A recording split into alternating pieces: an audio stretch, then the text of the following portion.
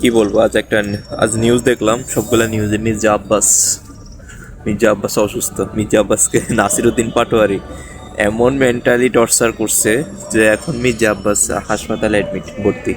Mirza আব্বাসকে Singapore নেওয়া হয়েছে। মানে ও কি পরিমাণ নাসিরুদ্দিন পাটোয়ারির মেন্টালি টর্চারের শিকার হয়েছে আসলে।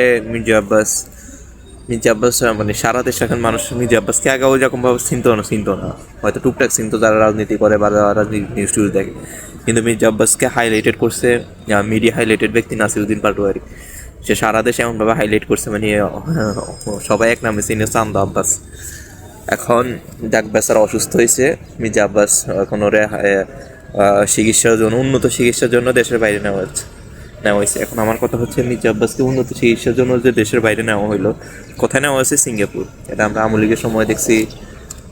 বা বিশেষ করে কোনো নেতা, এমপি, মন্ত্রী যারা থাকে, তাদের মধ্যে কেউ অসুস্থ হইলে তাদের কাছে বিশ্বের বিভিন্ন দেশে সিঙ্গাপুর, তারপরে আপনার ইউরোপ, আমেরিকা বিভিন্ন দেশে নিয়ে যায় ওদেরকে উন্নত চিকিৎসা করার জন্য।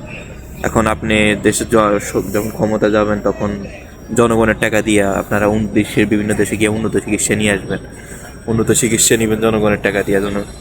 এখন তাহলে আপনি চিন্তা করেন, বাংলাদেশের জনগণ আমার আপনার টাকা দিয়ে ওরা যায় উন্নত চিকিৎসা নিবে, তাহলে আপনি চিকিৎসা ব্যবস্থা কেন চেঞ্জ করতে পারতেছেন না? আপনারা দেশের জনগণ, আপনি যদি উন্নত চিকিৎসাদের জন্য বাইরে যাইতে হয়, তাহলে এমন সিস্টেম করতে হবে দেশের প্রত্যেকটা জনগণের জন্য উন্নত চিকিৎসার সিস্টেম চালু করতে হবে বাইরে, বিশ্বের বিভিন্ন দেশে, সিঙ্গাপুর বলেন, ইউরোপ বলেন, আমেরিকা বলেন।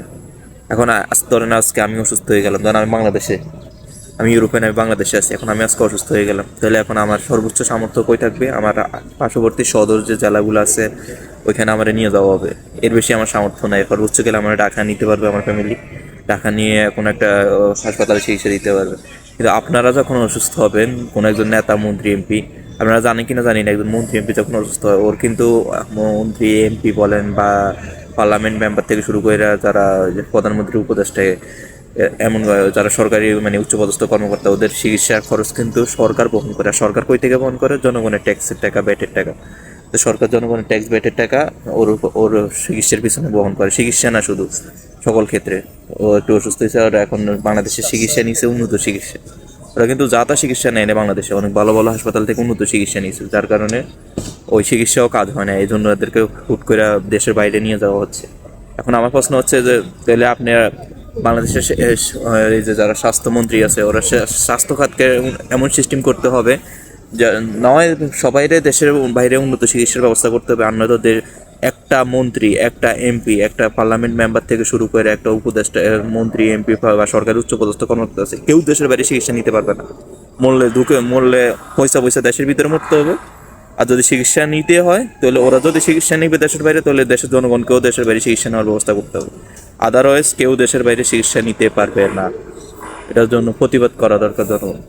দেশের বাইরে আপনারা যে চিকিৎসা নিবেন জনগণের টাকা দিয়ে, এটাকে ফাইজলামি পাইছেন, তামসা পাইছেন, আর দেশের জনগণের স্বাস্থ্য খাতের ধ্বংসের পথে নিয়ে গেছেন আপনারা। এটা কি একটা তামসা? এটা কি একটা তামসা পাইছেন আপনারা? দেশের স্বাস্থ্যখাত কিনলে এরকম ধ্বংসের পথে। দেশের স্বাস্থ্যখাত আপনারা প্রাইভেট ক্লিনিকের কাছে বিক্রি করে দিচ্ছেন, প্রাইভেট ক্লিনিকের কাছে বিক্রি করে দিচ্ছেন। ক্লিনিকের কাছে বিক্রি করে দিয়ে আপনারা কোটি কোটি টাকা কামায় বিদেশে যায় চিকিৎসা নিব, দেশের জনগণ চিকিৎসা নিতে পারবেন।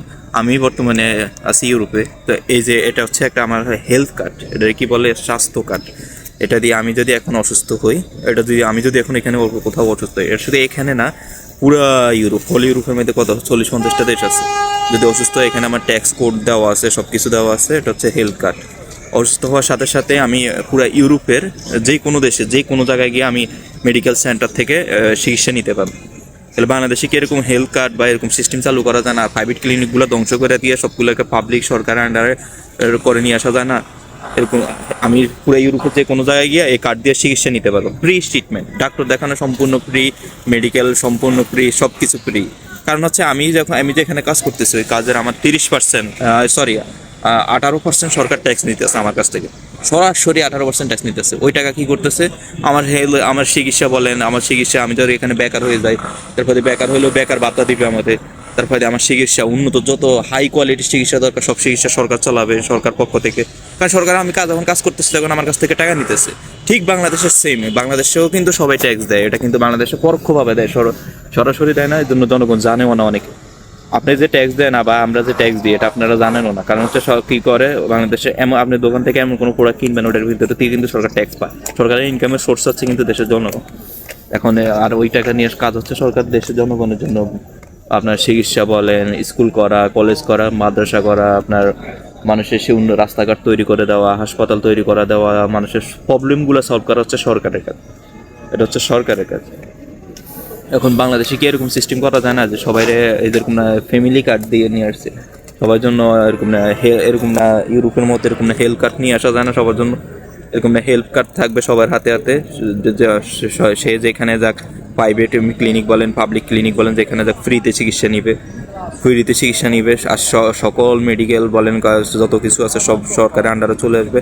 আমার কিন্তু পার্সোনাল 2জন ডাক্তার আছে। আমি যদি এখানে ইউরোপে অসুস্থ হই, আমি এখন বর্তমানে যে দেশে আছি ওই দেশে আমার পার্সোনাল 2জন ডাক্তার আছে। ওদের কাজ হচ্ছে মানে ওরা আছে আমার পার্সোনাল ডাক্তার। আমার যে কোনো অসুস্থ হলে সাথে সাথে ইমার্জেন্সি যে কোনো মুহূর্তে ওদের কাছে যাবো। যদি ওরা না পারে তারপর ওরা আবার অন্য ডাক্তারকে রেফারেন্স করবে। এখন বিষয়টা হচ্ছে এরকম, শুধু এই কার্ড দেওয়া, এই কার্ডের কাজ হচ্ছে এখানে আমার ট্যাক্স কোড দেওয়া আছে, আমার পাসপোর্টটা সব দেওয়া, তথ্য ইনফরমেশন দেওয়া আছে।